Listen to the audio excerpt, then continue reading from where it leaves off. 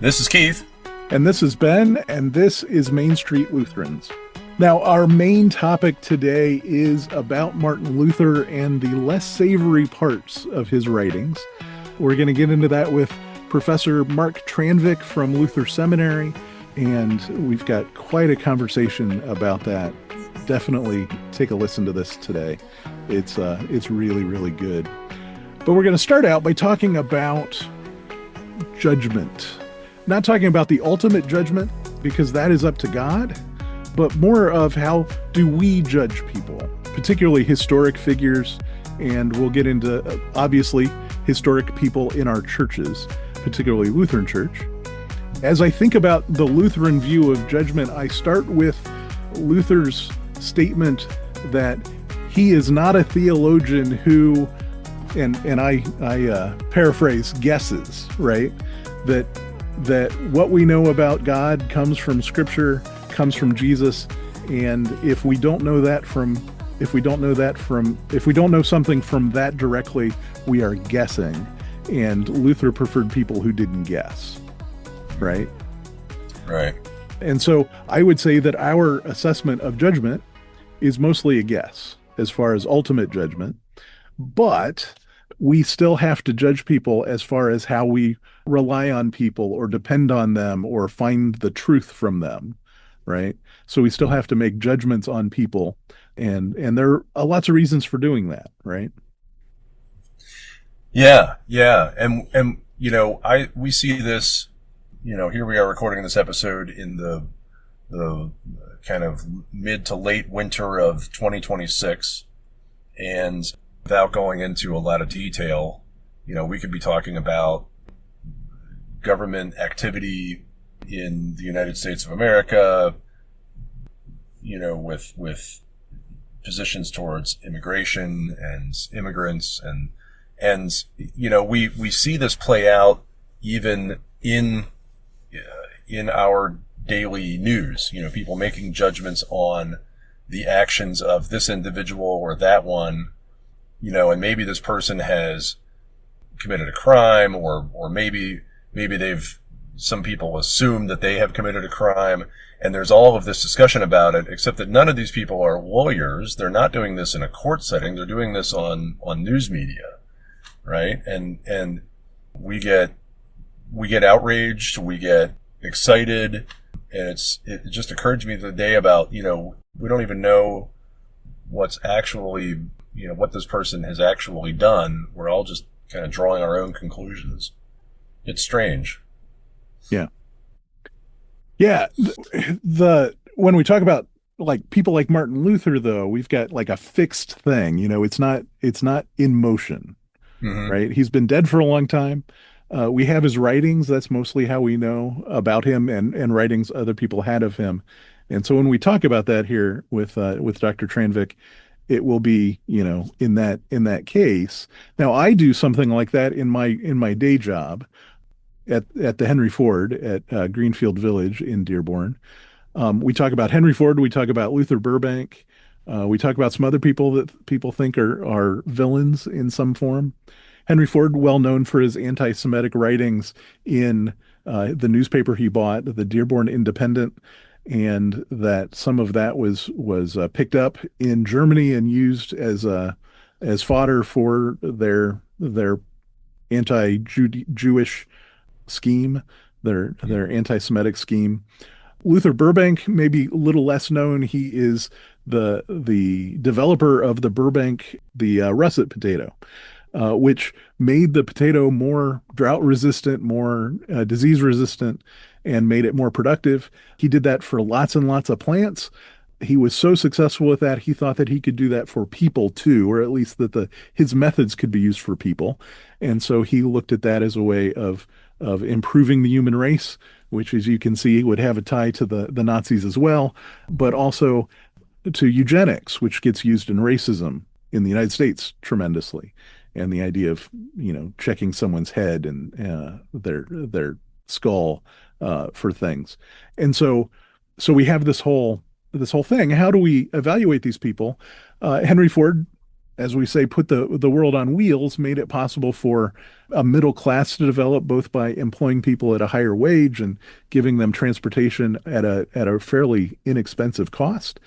Luther Burbank saved a lot of lives by making more resistant plants that could grow and were more nutritionally available to people. And they went to the global south and saved a lot of lives that way.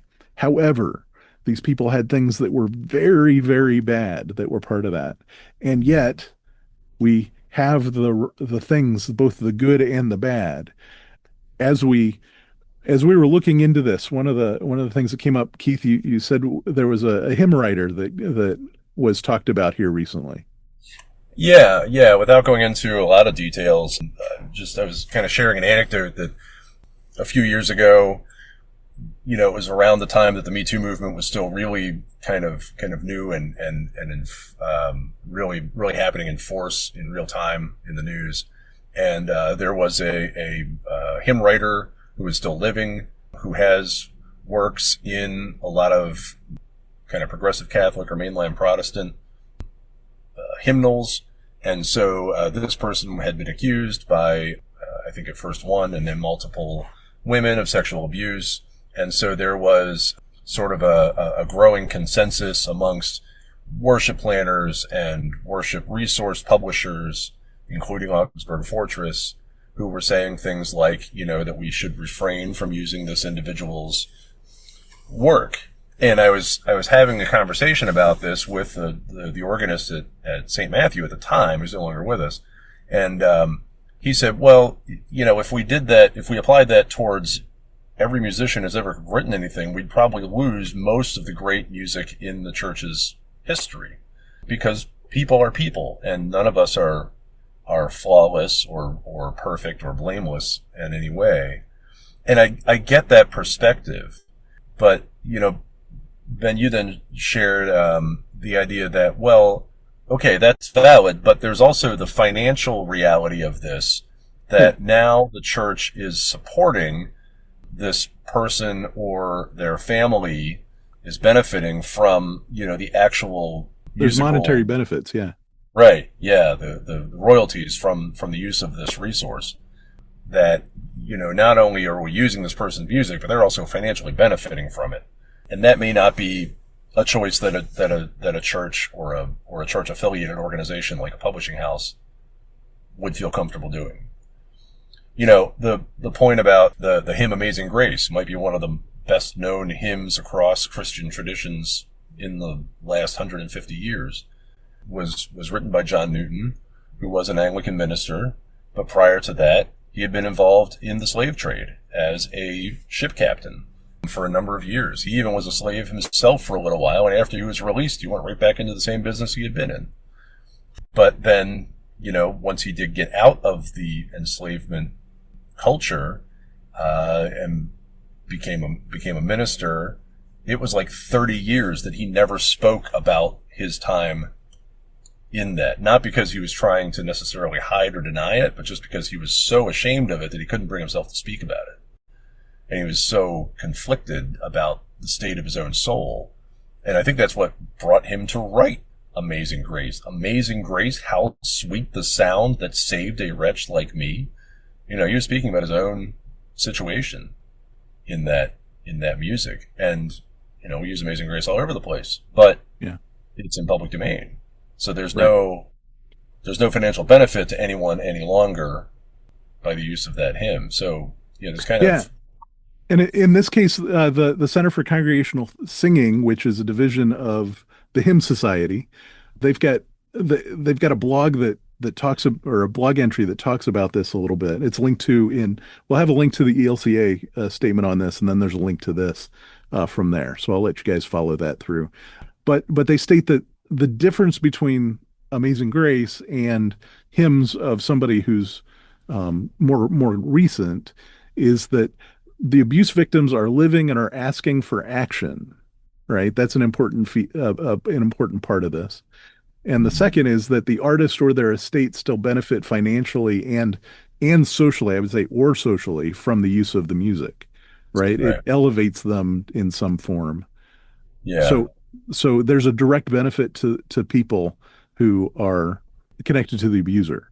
And so we can look at maybe that way. I don't know how we do that with figures that are not, writers or media figures, if they're people that have created these ideas that have been out there, how do we stop using somebody's theology, say? Right. Yeah. Well, what would we do if, it turns out that Einstein was accused of, horrible, horrible things by people? We can't not use his science, Yeah. right? And one of the Um, things that we'll get into in our talk with Dr. Tranvik is a thing called presentism. And that is applying our current moral standards, our ethics to people in history. And one of the things we'll talk about is that certain things are in the air. Certain things are things. Say when we talk about Henry Ford at the museum, Henry Ford is not alone in his anti-Semitism. Some of his most influential people are much, much more anti-Semitic. It does not excuse him, however. But when we look at it, he's not alone, and it's part of the culture of that time. And we'll see that with Luther as well. But but in the case of anti-Semitism and what Henry Ford does, it's not an excuse, but it is part of the context that we have to understand as we process a person like that, mhm. right? But that's presentism. If they are currently in the present, that is not something that we have to worry about because they Mhm. are here at this time. But Right. so some of the questions that we ask with historic people are things like, did their contemporaries voice alternative opinions, and would that person have been exposed to those things? When we talk about Luther Burbank and eugenics was considered valid science, and so it's really hard to figure that out. There's still not an excuse for thinking that you can exterminate people to improve the human race, but they thought it was valid science, and Right. and so it makes it really hard for us in our current place where we have, peer-reviewed studies, or at least we're supposed to. That isn't something that they had then, in the same way, or at least all their peer-reviewed studies agreed because they thought that this was true. Yeah.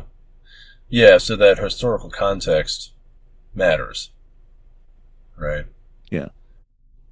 But some issues are so big that they don't get you can't excuse them entirely away. And that's probably true of everything. It's just you can excuse more or less of things. But in Mhm. the case of eugenics, in the case of anti-Semitism, and in the case of anti-Judaism, which we'll hear a distinction between those are inexcusable. But there are good things from these people that we have to keep because we have built, faith and theology and economies around them. Right. So well, I think we've covered that. Should we get to the interview? Let's get to the interview. All right. Here's our conversation with Dr. Mark Tranvik of Luther Seminary.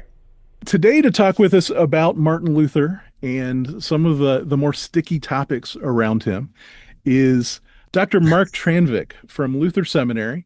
As I understand, you are professor of Reformation history and theology at Luther Seminary in That's right. in St. Paul. I can't get that wrong, St. Paul, but the Twin Cities nonetheless. And that formerly you were at Augsburg University in Minneapolis then, right? Right. Right. Yeah. And a pastor before that. Pastor for 10 years in a suburb of Minneapolis. Yeah. Yeah. Well, welcome to the show. We wanted to talk about Martin Luther and some of the less easy to talk about topics. Martin Luther is a target for folks who want to put, maybe claim that Lutherans are anti-Semitic, or maybe have some devotion to government authority, that sort of thing. And we want to address that, figure out how we do this, especially in our time where we're talking in February of 2026, and there's a lot of stuff, and a lot of Lutherans are mobilized against against xenophobia and anti-immigration folks, and you can look in the news any day, and I imagine it's not going away anytime soon. To see Lutherans in action here in Minneapolis in particular, and so we wanted to talk about this and learn more. So thanks for joining us. Thanks both Ben and Keith. I appreciate you having me. Yeah, we're glad to have you here. So, maybe we should just start broader, more broadly than Luther himself at the moment. How do we, look back at historical figures and do them justice, both as inspirations and as examples of how not to faithfully live? Yeah, no, it's a great question with regard to the issue of Luther and the Jews in particular. I mean, it's a topic. One way to do it is to not do it. And unfortunately, that was the case, I think, for much of Lutheran history. Sometimes it wasn't known. Often it was glossed over or ignored, some of his more anti-Jewish writings. I suspect that's probably mostly the case in many of our churches, at least. Yeah. I can't recall ever, my confirmation class didn't mention anything that Luther ever said against the Jews. We didn't have a flannograph that dealt with that. Oh, yeah. What would that look like? Right. No, it's very true. When I do adult forums, people on this topic, people are always astonished. Lifelong Lutherans for whom it's never been talked about. So one of the things is doing what you're doing here. What we are all doing is talking about it. So just putting some light on it.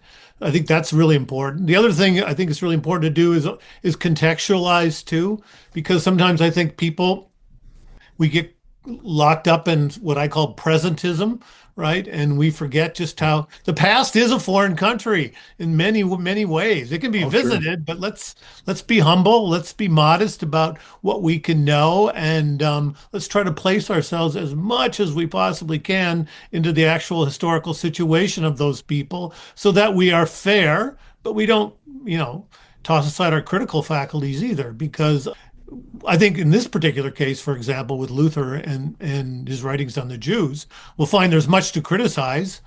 Some of it can be contextualized, but we'll also find that some of his contemporaries also vehemently disagreed with him as well. So they saw him wrong way back then, 500 years ago.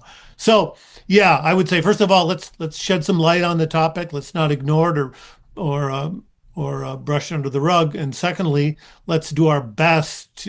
The best history is always done when we try to provide a context as much as possible and not simply read our own biases into a particular historical situation. Right. And just because we call ourselves Lutherans and we keep that instead of going with evangelical or evangelical, we sort of lift him up as a superhero, just by title. And if not seriously within ourselves, we do it, with the people outside, right? Is when we identify ourselves with a single person, we tell the world that that's who we're following, right? And I think if we take ourselves seriously, that's not what we're doing. We're influenced by Luther. So yeah, no, I think it's a really good point too. So Luther is to be valued and to be studied. Yes, historically he's important, but as Lutherans, he's also had some incredible insights into Scripture. And what it's all about is bringing Scripture to life. And I think Luther did that very, very well. So he becomes one of the lenses through which we look at Scripture, but a very human lens, and one that we need to use carefully. Careful. I don't mean to put him under suspicion in that sense, but we can't use him uncritically, obviously. So then what are some of the specific topics that Luther wrote about regarding Jews and Judaism, or some of the statements that he made that we're talking about here? What are the things that you think we should be aware of? So just in the sense of couple things I just say to start out with when I talk about this issue. First of all, again, context, right? I mean, it was, and I'll make this distinction, and I hope it makes sense. You guys can challenge me if it doesn't. I use the distinction. Luther's writings were anti-Jewish, but not necessarily anti-Semitic. Okay. Yeah. I mean, Anti-Semitism was something that came along about 400 years later. It was racially sort of derived, but Luther certainly had anti-Jewish writings and sentiments. And by the way, it did make him unusual. Shame on the Christian church. We have been awful to our Jewish brothers and sisters, and it's all throughout Europe in the late Middle Ages, from 1200 until 1500, 1600, Luther's times. Jews were persecuted, chased out of countries. They were chased out of England. They were chased out of Spain. They were chased out of Portugal. They were chased out of France. Obviously, anti-Jewish sentiment was in the air for a whole variety of reasons. The number one was, unfortunately, they were seen to be Christ killers, right? Sure. And some of that comes from our own Bible. That kind of understanding, I would say, it's not the right The Romans killed Right. Jesus. But anyway, that was one of the tags that was applied to them. And then, of course, if anything went wrong, you needed a scapegoat, and the Jews were a convenient scapegoat as well. And so that's a deep issue in and of itself. So just that's the air Luther breathed. And so I think that's important. The second thing I would say is, like Luther said, anger is my special sin. I mean, he could be an angry guy. He didn't apologize for it. I mean, he had to apologize for some things he said, don't get me wrong. But anger, he said it refreshed my blood. It charged me up. It made me feel alive. And so there's a sense in which that's part and parcel of who Luther is. He's passionate. He's angry. He crosses the line. And as a result, we shouldn't be that surprised that he takes aim at a number of enemies. And of course, it's not just the Jews. It's also the Pope. The Pope becomes the Antichrist Right. as of 3 years after the 95 Theses. The Pope is seen as the be all and end all of the end of the times. And Luther, by the way, saw himself. It's another thing too. My mouth runneth over here. You guys, No, come no. on. You jump in here if I'm going to, but I get excited about this. Luther also saw himself, right, as living in the end of times, not in a Right. nutty sense where he's predicting dates and things like that, but Right. he's also seeing the Pope as the Antichrist. He's seeing all these opponents, the Sure. Sacramentarians, the Anabaptists, the Turks, Right. and yes, the Jews. And those are signs that there's great opposition. I think it's funny. I think it's in the Primacy of the Pope, the article he writes, where he talks about the Pope being the Antichrist, but then expects the Pope to be like nice to him. Like the way that he writes it, he expects compromise when Well, he's there's calling him the Antichrist. Yeah, the famous letter is the letter to the preface to the Freedom of a Christian in That's it. 1520. Yeah. Where he writes this, crazy letter where he flatters the Pope, but he says, "You're surrounded by all these rotten people, and we feel sorry for you." And I don't think he really does, but I mean, Right. yeah, it's a fascinating piece. So, yeah, and then after that, though, it gets pretty dark. Oh, sure. And Well, he loses all hope of any kind of reconciliation with the Catholic Church that has a Pope divinely established at its head. yeah. So anyway, there's this context, right? All right. So Luther, early on, the early Luther, he's always exegeting scripture, especially the Old Testament, right? And in 1523, so just to keep us on the timeline here, right? He's born in 1483. In 1517, he nails the 95 Theses. In 1521, he has the famous stand at the Diet of Worms. And so after that, he's back in Wittenberg eventually, his sort of home base, and he's nurturing and shepherding along with a lot of other people. It's not just him. They're nurturing and shepherding this Lutheran Reformation, and nobody's sure where it's going.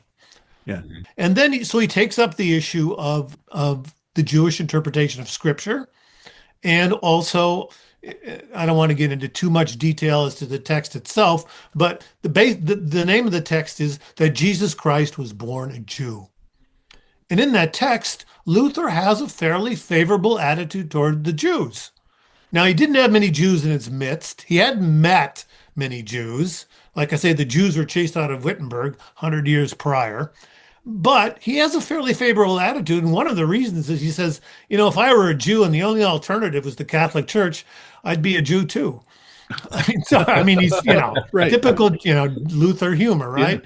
Right. And then of course he disagrees with the Jewish interpretation of Scripture.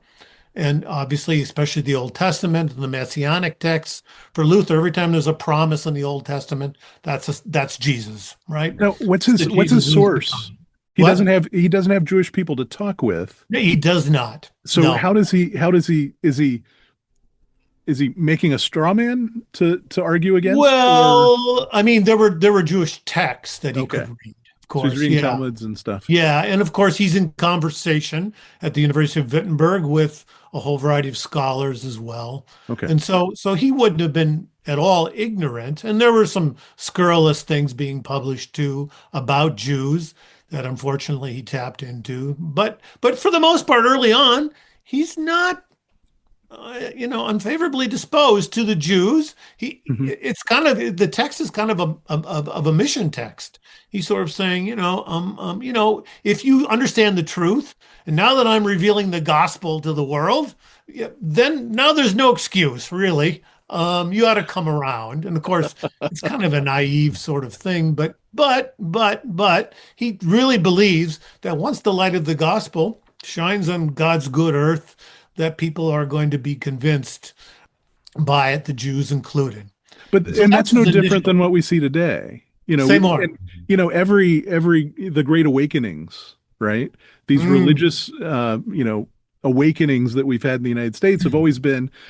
I've it's been revealed to me, and because of that, everyone, I'm going to go out to the river and I'm going to put up a tent, and everybody that's come is going to get baptized in the truth because they've yeah, been yeah, lied to this whole time, yeah. right? That's good. And then And we have movements now that are doing the same thing. yeah. And even on the liberal side, think of the magazine, the periodical, The Christian Century. Sure. So named because they thought the 20th century was going to be the Christian century. Whoa. Right. Yeah.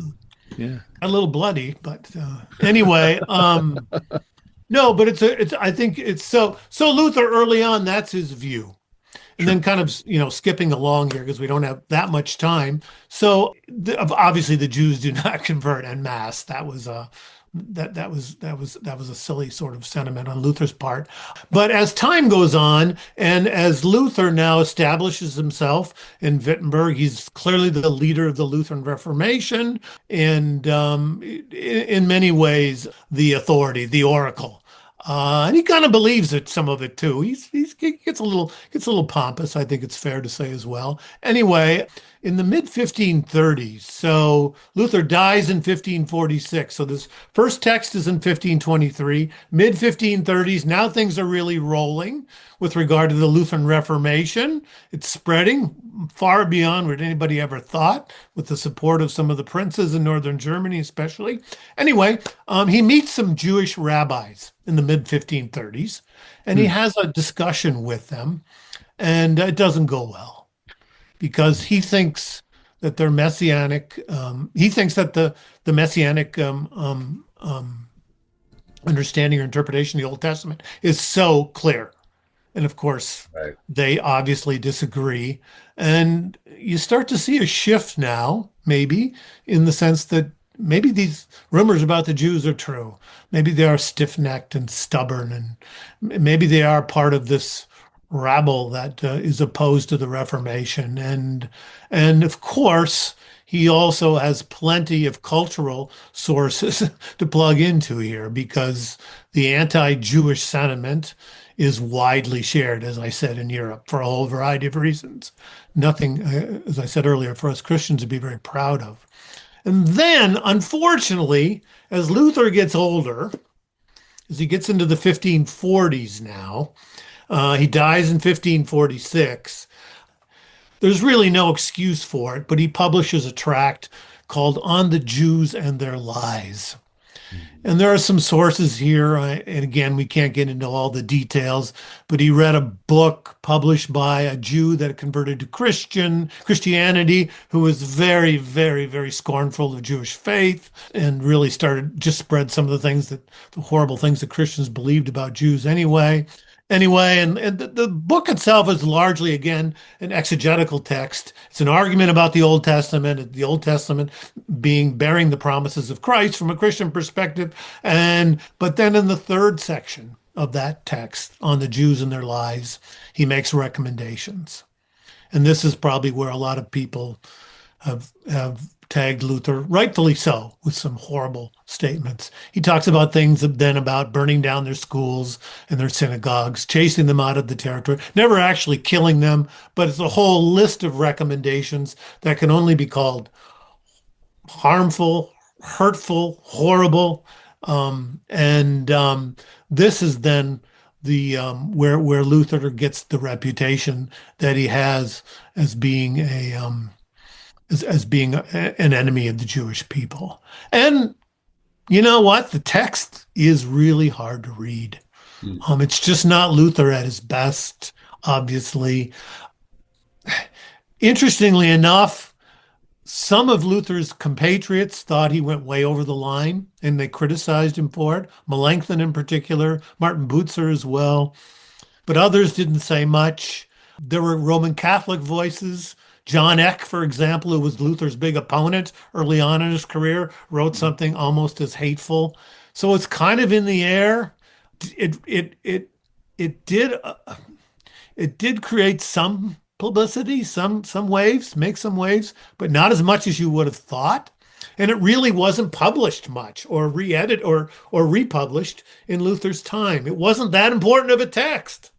People weren't, Luther's closer followers weren't, this is kind of the ravings of an older guy who's on this issue gone off the deep end. And, but of course, guess where the text was picked up? Yeah. It was picked up actually a little bit in the 19th century, Sure. but who's really going to publish it? Yeah.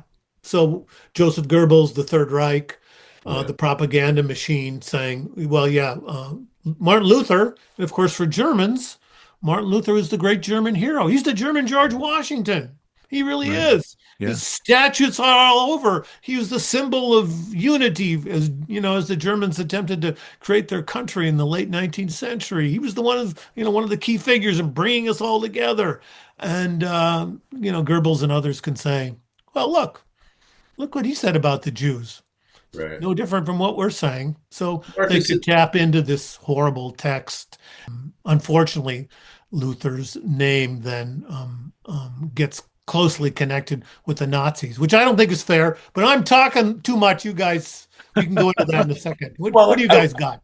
I've got a question for you. Is it possible, and I'm not, I hope I'm not asking you to answer in pure conjecture, but have you heard of the possibility that, Luther was, by the 1540s, he's not terribly old, but he dies at what, 62 or 63 years old. 62, yeah. He's not young. Is it possible that, he, you use the term sort of in jest or in loosely about, the ravings of a madman. Could he have been developing some sort of senility or dementia of some kind that may have complicated, what you already said is his context at the time, that this is just in the air and in the water, this anti-Jewish thought. That's a really good point, Keith. I think we have to be careful, because if we're going to say that about this writing, then we also have to say it about the writings that we like as well. Yeah, right. Yeah, historically, it gets complicated. However, I mean, think about his health from head to toe. He had migraines. He had what's the ringing in the ears? Tinnitus. Yeah. Tinnitus. Yeah. He had tinnitus, undoubtedly. Yeah. He had at least one heart attack, probably more than one. Right. He had hardening of the arteries.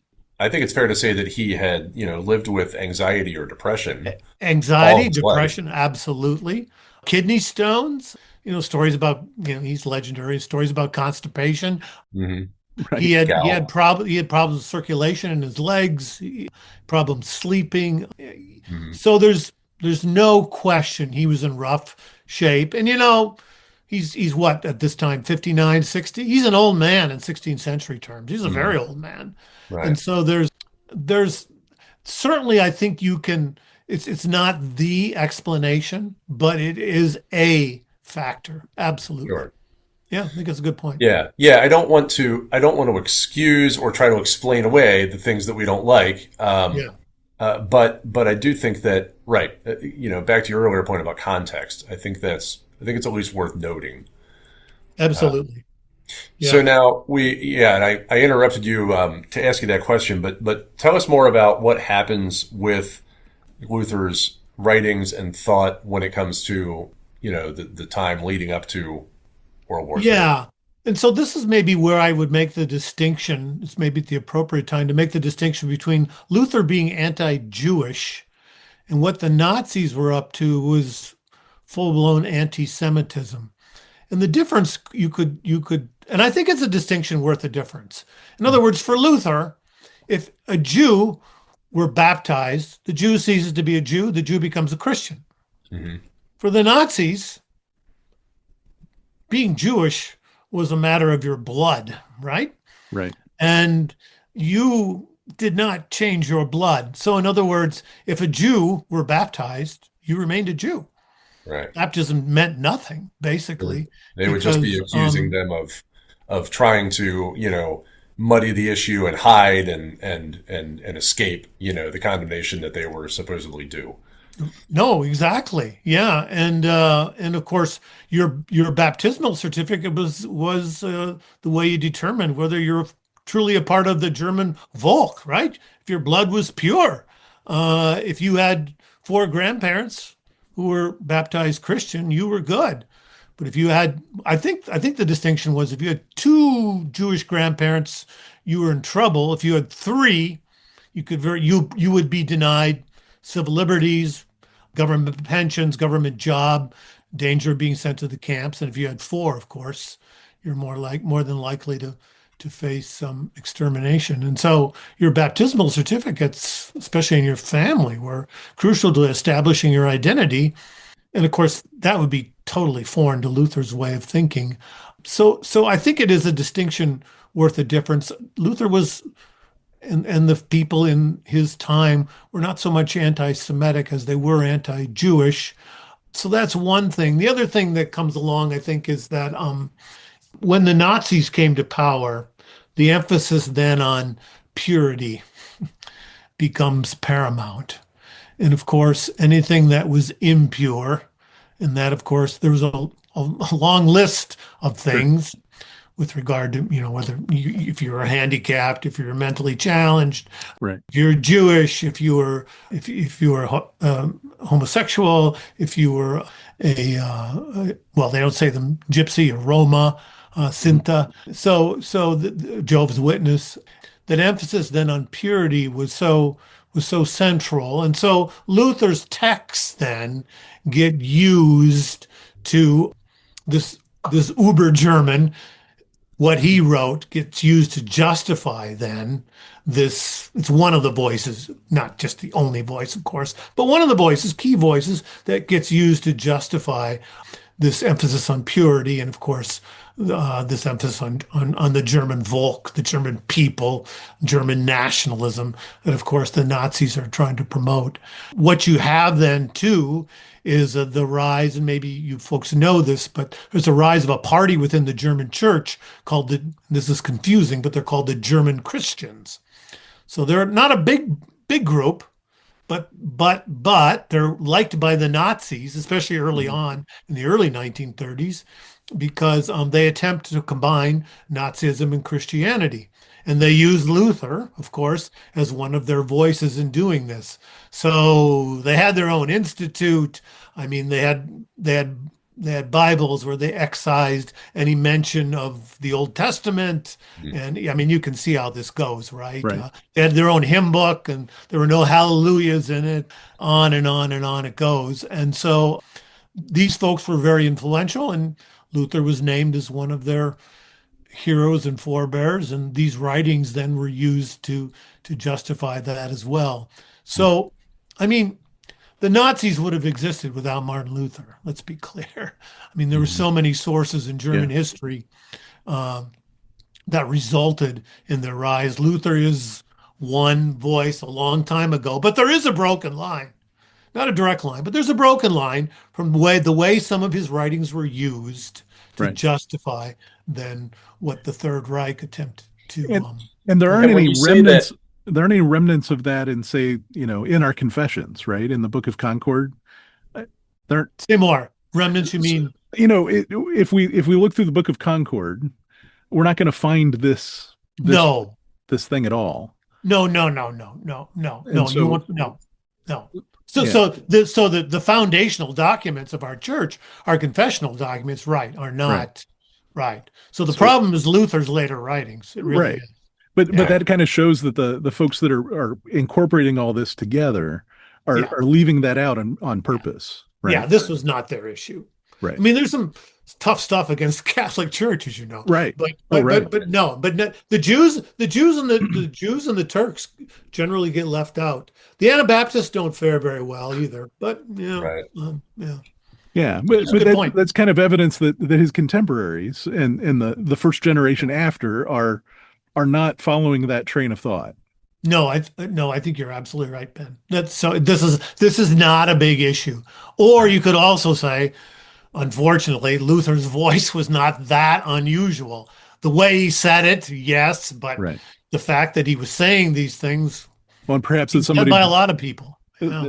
someone else saying it probably wouldn't have been preserved the same way. No, yeah, absolutely right. Yep, that's a Right. good point. That's a Partly, very yeah, good point. partly we've got everything that Luther said because of what everything was that Luther said. Yeah, It's all been recorded because of, who yeah, he was becoming even as it was starting. And then, with the traditions about his students and his associates preserving his words, that's both a great blessing, and it's to our, somewhat to our detriment in terms of trying to look back on it. Well, not to our detriment, because I think it wouldn't be fair if we only had, the bright shiny parts of Martin Luther either.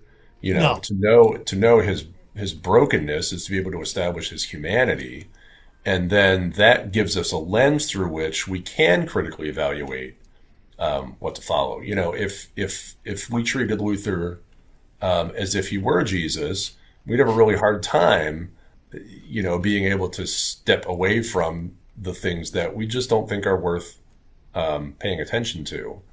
yeah, But we ought to know that they're there so that we know how to think critically of him.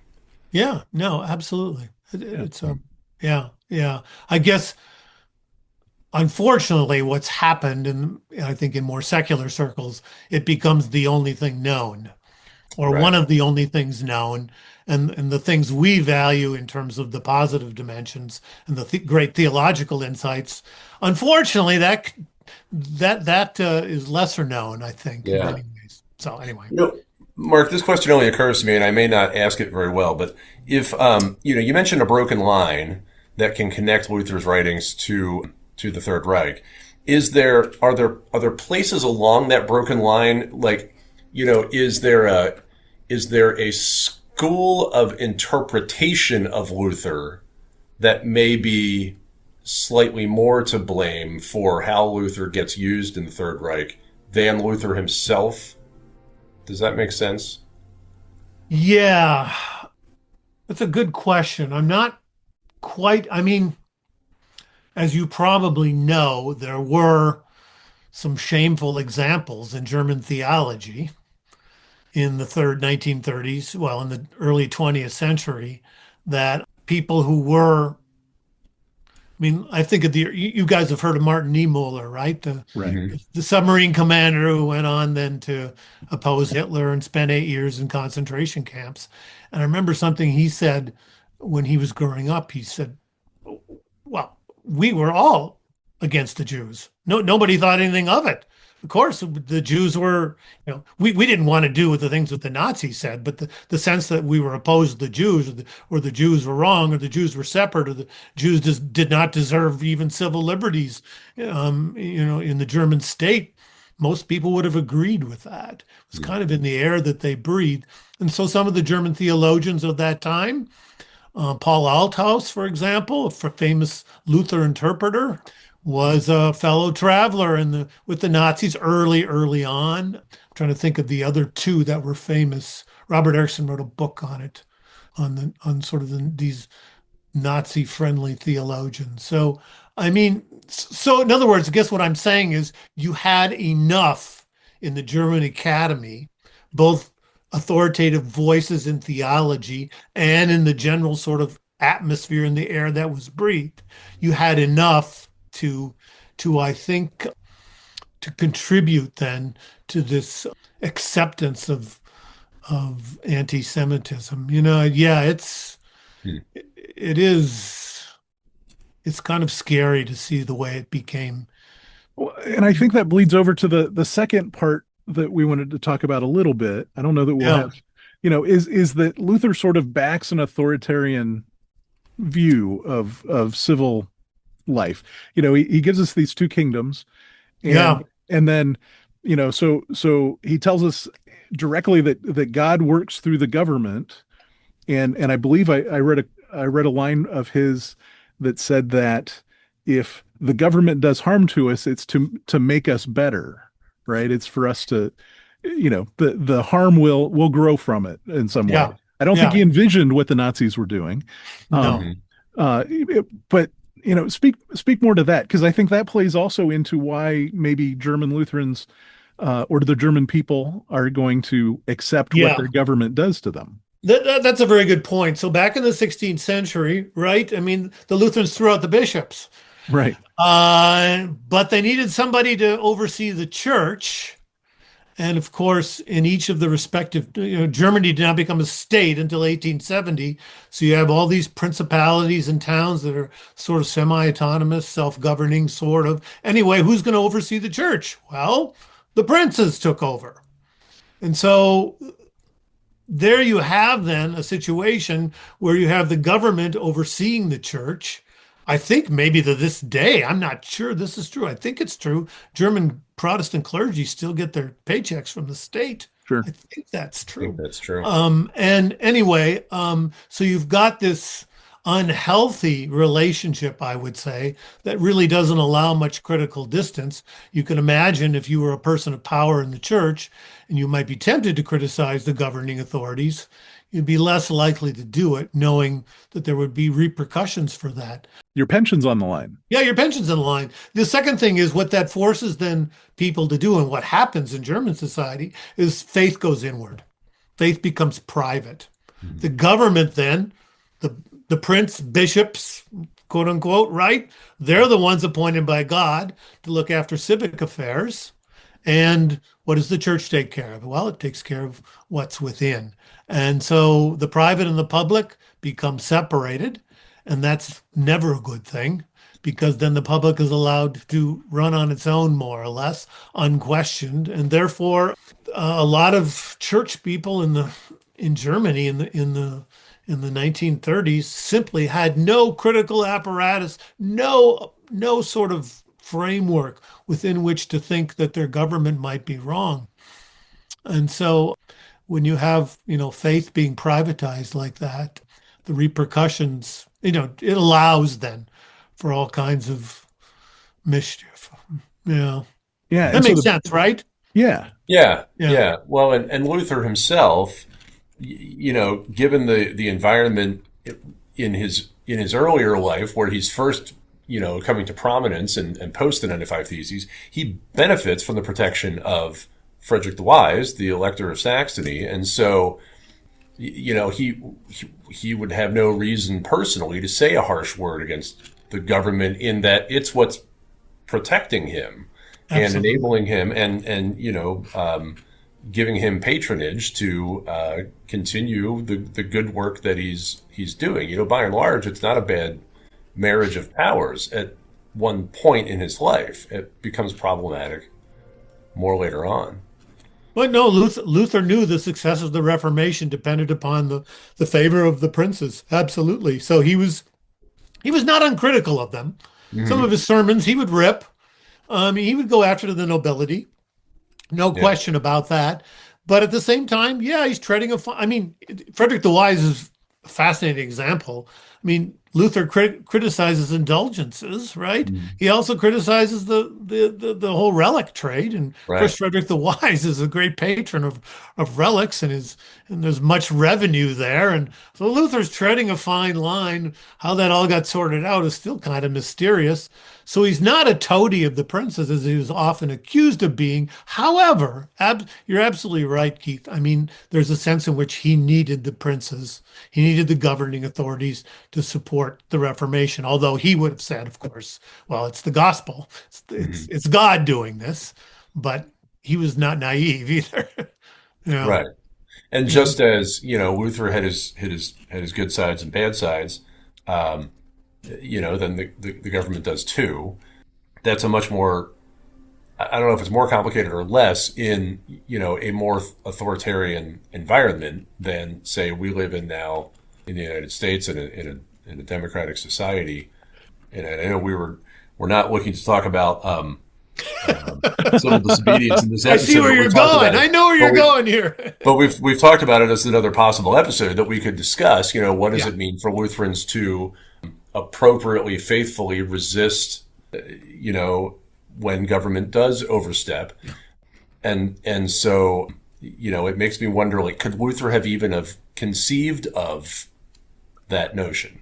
Well, no, it's a really good point too. I mean, Well, they some don't have democracy. no, they don't. It's Right. 200 years early. He did, however, it's kind of interesting. He kind of moves a little bit. There were some resistance theories being promulgated during his time. He's very reticent to go there. But after the Augsburg Confession in 1530, though, in the 1530s, he starts to say, you know what? Given the Catholic princes are moving against the Lutheran princes, even though I'm against armed resistance, this ought to be God's affair. I can see at least the necessity for a defensive league to at least protect what we have. And so you start to see some movement in the direction of, okay, we're not going to let the Catholics take over. We're not going to aggressively promote the Reformation by means of armies and invading other countries or something like that. So even there, he starts to recognize, and then later on, Lutherans. There's a famous episode. We could talk about this later too. But at the city of Magdeburg in northern Germany, they fall out in the name of the gospel, resisted the imperial forces. And that resistance theory then that they developed actually gets carried over into the Netherlands and even up to Scotland and John Knox. And so the Lutherans weren't as passive as we make them out to be sometimes. Although Luther certainly, he always prefers tyranny. I'm sorry, he always prefers, well, he really does. He prefers tyranny to chaos. He just does, or anarchy. And he's a 16th century person that way. And there's walls around all those cities for a reason. And yeah. So tell us a little then, for those of us that don't remember our church history classes so much. What? I know, or we haven't listened to the I episode haven't with had Mark one yet. Tranvik again recently, but tell us a little bit about the Peasants' War and that specific example of how Luther, Yeah. again, another that next kind of challenging piece about Luther's writings and being that we struggle with as It is a Lutherans. challenging piece. And again, as a context, so, in Germany, the Germany of the time, the Holy Roman Empire, 80 to 90% of the people were peasants. We're talking about a hand-to-mouth existence. It's a rough, brutish life. All right. And the peasants were getting squeezed by the nobility and others, especially in the areas, they depended upon common lands that they could use all together to graze their flocks and herds, grow crops. And the nobility, it seems, in the 16th century in particular, were encroaching on some of those ancient rights, and the peasants were getting squeezed. And you can imagine, both in terms of income, food to eat, providing for your family. So the 16th century, especially in southern Germany, it was rough, and revolts erupted. And not so much in Luther's area, but south of him, although they came fairly close to him. And Luther's now we're talking 1525. So, right, 1521 is the Diet of Worms. So 4 years after that, the The Reformation is kind of getting going. Nobody's sure where it's going, but it is growing. Anyway, in the midst of all this, peasants' rebellion happens, and Luther, of course, has to comment about everything. So he writes a tract where he says, "You know what? You nobility, you're the ones who are at fault here. All you do is starve and abuse the peasants." And of course, Luther had some peasant stock himself, so he's sensitive to this. And he says, "And you're the ones we have to thank for this rebellion." And he really takes on the what we would call the upper class, the nobility, and accuses them of being harsh and unrelenting in their attempt to usurp some of these common lands. Anyway, and the peasants' rebellion is ongoing. It becomes much bigger than I think Luther ever conceived it would be. And the peasants then issue some demands where they attempt to justify what they're doing by quoting the Bible. And that in particular upset Luther because he said, "You might have a just cause, but don't claim it's God's cause." He thought that you crossed a line there for him, right? In other words, the peasants' desire for freedom, they claim, was in the name of Christian freedom. And Luther said, no, that's not Christian freedom. Your desire for freedom is fine, but that's not Christian freedom. Anyway, you can see how for Luther, the use of the scriptures to justify rebellion, he thought was one step too far. And therefore, as the rebellion became more widespread, it never got to his area, but it did spread north. And again, let's be clear, this was incredibly violent. The burning of estates, of monasteries, of schools, the invasion of towns. I mean, these people are desperate. They're fairly leaderless. These are roving bands. And again, I don't think their cause is unjust, but I also recognize it was very violent and very sort of unformed and unpredictable. Luther got worried. And again, like I said, he always preferred order to any kind of anarchy. This scared him terribly. And like Ben said, right? We're 200 years before any kind of democratic society, before the Enlightenment. So there's no notion of that in his mind. So he writes another tract. And again, this is the one that I think we can regret. It's called "Against the Murdering and Robbing Hordes of Peasants." So you already know by the title. Kind of direct, yeah. Yeah. And the famous phrase in there, he urges then the authorities to put down the peasants' rebellion. And he says, "Smite, slay, stab, there's nothing more hurtful or murderous than a mad dog." And again, it's not like the authorities are waiting around for Martin Luther to write something and then they're going to act. They were already acting against the peasants' rebellion. So it's not like Luther's words were a spur to the authorities to put down the rebellion. That's not true. However, at that point, it became very clear that Luther was on the side of the authorities, and this notion that the Reformation might be a widespread popular movement, that idea got quashed. Now it's seen really something coming from the top, and not necessarily bubbling up from the common folk. And so, if he wasn't an inspiration, or the what was pulling the trigger of the authorities at the time, it sounds like he would definitely have been dispiriting the peasants themselves. Yes, very much so. Actively resisting. Very much so. Very much so. And so he was identified then with the cause of the authorities, and again, it's complicated, right? I mean, I can see why he might have made that move. Unfortunately, the words he used, he's angry. Right. I mean, these are horrible words, because these are the words then that get repeated again and again and again.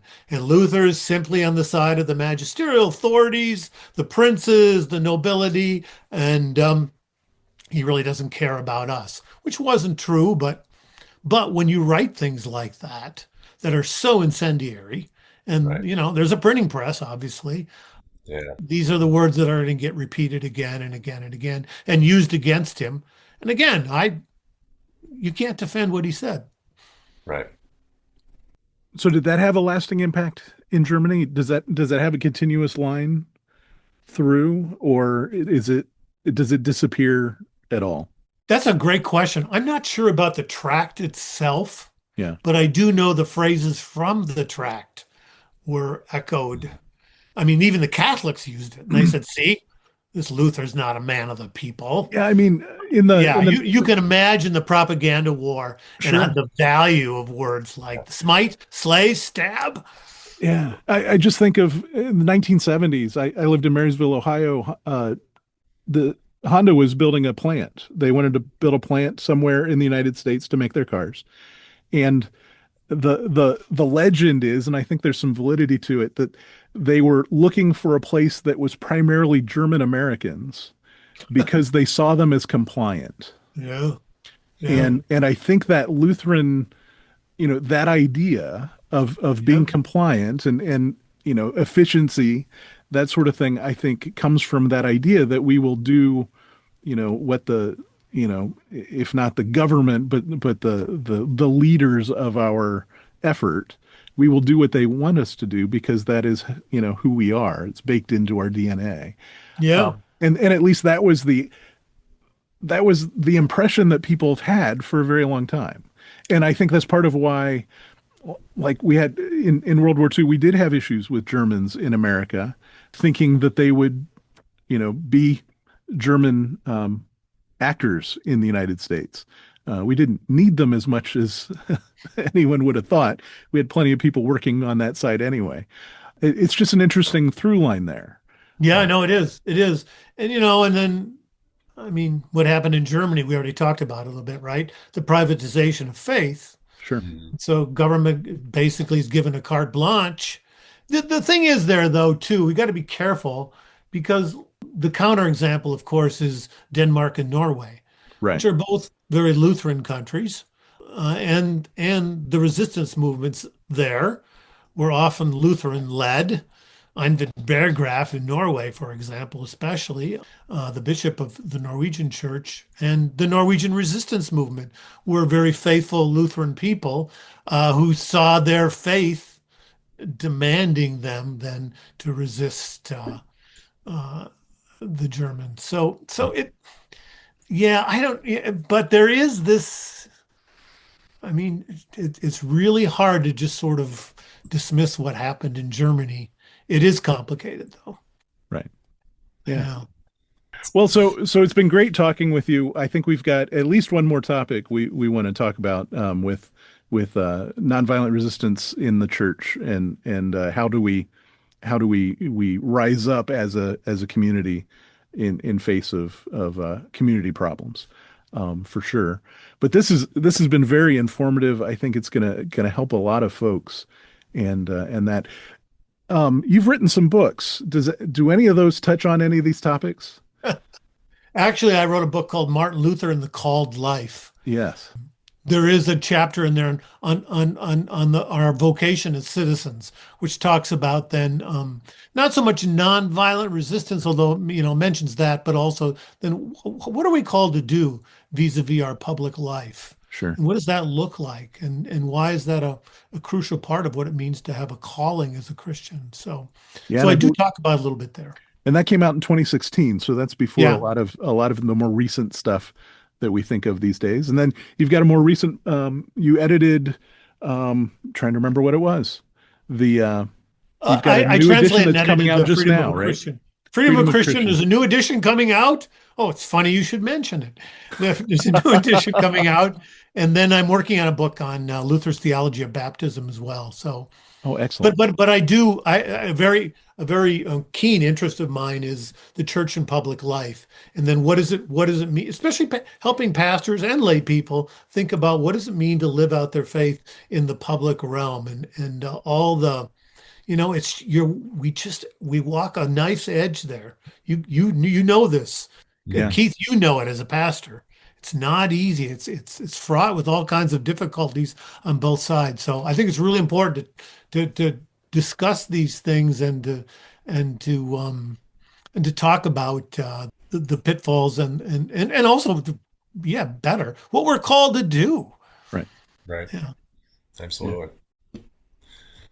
Well, Dr. Mark Tranvik, thank you so very much for taking time to be with us for this episode. We look forward to doing it again sometime. Thank you. It's really fun being with you. Well, thanks to Dr. Tranvik. This was a very enlightening conversation. We are going to sort of break it down how we feel. We're recording a couple days later, and this has been an interview. We often have these interviews. We get some incredible guests that really share a tremendous amount with us, and we really appreciate it. And Dr. Tranvik is no exception to that. Sitting with this for a little bit, I don't feel like I learned anything in particular, but that our conversation was able to put some things together that helped me look at this in a way. I feel like I have a response to people that now say, well, Luther was this evil man and he hated Jewish people. Right. Yeah. Yeah. I mean, just the notions of, the context matters, that a lot of what Luther may have said about Jews, again, we're not looking to excuse it, but he certainly wasn't the only person saying them at the time. And that, some of his own contemporaries, people that he was close to and respected, didn't agree with him. And people he disagreed with. Yeah. People that he... Not just people who agreed with him. Everybody, there are people on all sides that distinctly said no to this. Right. Yeah. People that were generally Luther's enemies that disagreed with him, and people that were generally Luther's friends that disagreed with him. Yeah. But yeah, so that context matters. And then the notion of us being, again, given permission to think critically about our, kind of collective pasts, our collective traditions, and our collective ancestors, like Martin Luther. It's okay for us to be able to say, he had a lot of great things to say about these subjects, God, the Holy Spirit, Scripture, theology. He had a lot of great things to say about, the importance of education and learning to read and write. We could even say he had some good things to say about the proper role of government, but he also had some awful things to say about Jews, about the place of the Holy Land in our world, about the need for people to tolerate tyranny, and no, we don't admire just lock, stock, and barrel everything that Luther said and did. In spite of naming our church or individual churches, right? St. Matthew Lutheran Church in York, Pennsylvania isn't going to get rid of the Lutheran part necessarily. No. It's funny. I was thinking about that since this interview, like this idea that our denomination and others like it, do have the name of a human being in our collective title, right? And that there aren't in Christianity very many of those. We're not the only ones. The Mennonites, the Amish, Zwinglians, Lutherans, they're all names that are taken from actual historical people of great influence to our traditions. But there are lots of other Christian denominations that don't have a person's name. The Episcopalians, the Methodists, the Baptists, etc. And so yeah, and the name Lutheran originally, back in the 16th century was a pejorative. People that were not impressed by Luther and his writings, or thought he was a heretic, etc. They were calling his followers Lutherans as a way of undermining them, writing them off. And I wonder about where it was in history that the reversal happened, that people started kind of reclaiming that name in a positive way for themselves. It wasn't Luther himself. He didn't want to call the church Lutheran. He wanted to call it evangelical or gospel-centered. Yeah, somewhere along the line, we decided, hey, we're okay being called Lutherans, and began to reclaim that name in a positive way for ourselves. Yeah. So I hope that this conversation is helpful to you folks. We appreciate you listening. If you have any questions about this, go ahead and send them in to us. We've got lots of room for that. Also, if you want to tell us about your congregation, we've got forms on our website and in the episode notes. Just go through those links and fill out our form, and we can tell the world about your congregation with our Better Know a Congregation segment.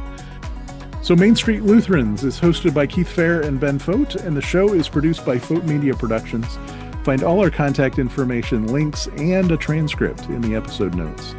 Thanks to Dr. Mark Tranvik, and thanks for being with us. And until next time, go in peace, serve the Lord. Thanks be to God.